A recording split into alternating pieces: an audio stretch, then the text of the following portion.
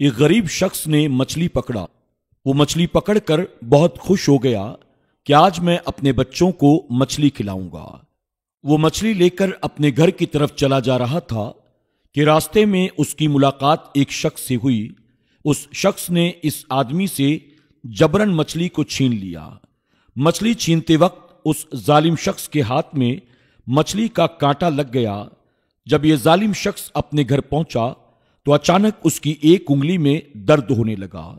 اس نے مچھلی کو پکوایا اور اسے کھا لیا، لیکن وقت کے ساتھ اس کا درد آہستہ آہستہ بڑھتا چلا جا رہا تھا۔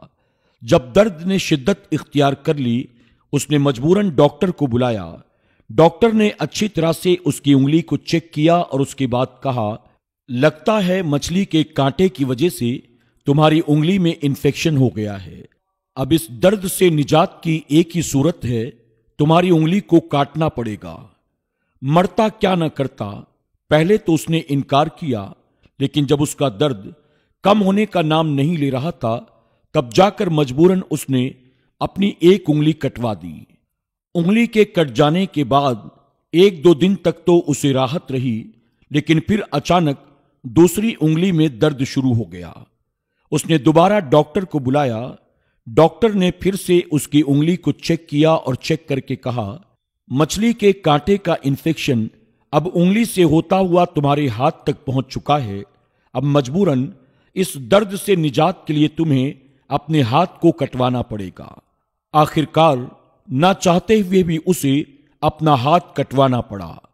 ہاتھ کے کٹ جانے کے بعد کچھ دن تک تو اسے آرام رہا، لیکن کچھ دنوں کے بعد اچانک اس کے بازو میں درد شروع ہو گیا۔ اس نے ایک بار پھر سے ڈاکٹر کو بلایا۔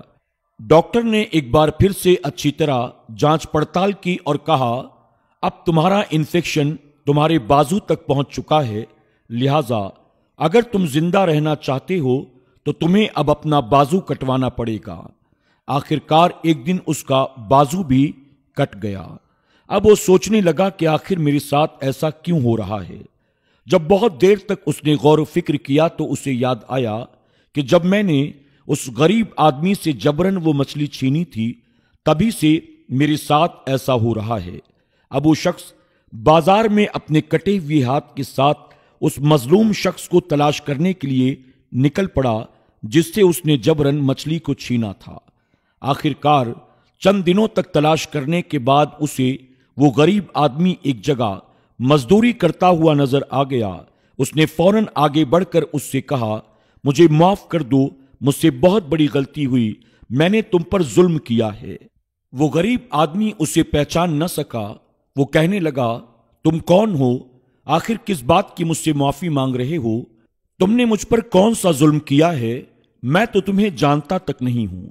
اس پر وہ شخص اس غریب آدمی کو مچھلی والا پورا معاملہ یاد دلاتا ہے۔ اس غریب آدمی کو پوری بات سمجھ میں آ جاتی ہے۔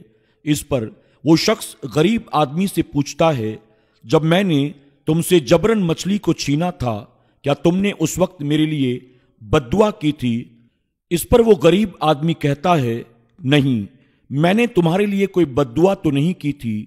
ہاں، البتہ میں نے اللہ کی بارگاہ میں ہاتھ اٹھا کر یہ عرض کیا تھا، یا اللہ، میں کمزور ہوں، یہ طاقتور ہے، اس نے مجھ پر ظلم کیا ہے، میں اس سے بدلہ لینے کی طاقت تو نہیں رکھتا، لیکن میری طرف سے تو اس سے میرا بدلہ ضرور لینا۔ میں نے بس اللہ کی بارگاہ میں یہی کہا تھا۔ یہ سن کر وہ شخص زاروں قطار رونے لگا اور شروع سے لے کر آخر تک اپنا سارا حال بیان کرتا ہے، اس غریب آدمی سے معافی مانگتا ہے، یہاں تک کہ اس کے حال کو دیکھ کر اس غریب آدمی کو اس پر رحم آ گیا۔ اس نے کہا، میں اللہ کے واسطے تمہیں معاف کرتا ہوں، تم نے مجھ پر جو بھی ظلم و زیادتی کی میں اسے معاف کرتا ہوں۔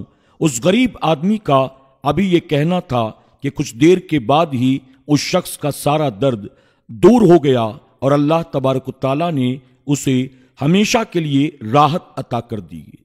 تو دوستوں، غریب اور مظلوم کی بد دعا سے بچیں، ورنہ دنیا کے ساتھ آخرت بھی تباہ و برباد ہو جائے گی۔ یاد رکھیں، کسی کی غریبی کا، کسی کی کمزوری کا، کسی کی مجبوری کا کبھی فائدہ نہ اٹھائیں۔ مظلوم شخص اگرچہ ہم سے بدلہ لینے کی طاقت نہیں رکھتا، لیکن اگر اس نے ٹوٹے دل کے ساتھ اللہ کی بارگاہ میں ہمارے لیے بد دعا کر دی تو اللہ تبارک تعالی ہماری دنیا اور آخرت دونوں جہاں کو تباہ و برباد کر دے گا۔ اللہ تبارک تعالی ہمیں اور آپ کو ایسے واقعات سے سبق حاصل کرنے، غریبوں، کمزوروں، مظلوموں پر ظلم و زیادتی کرنے سے بچنے کی توفیق عطا کرے، آمین یا رب العالمین۔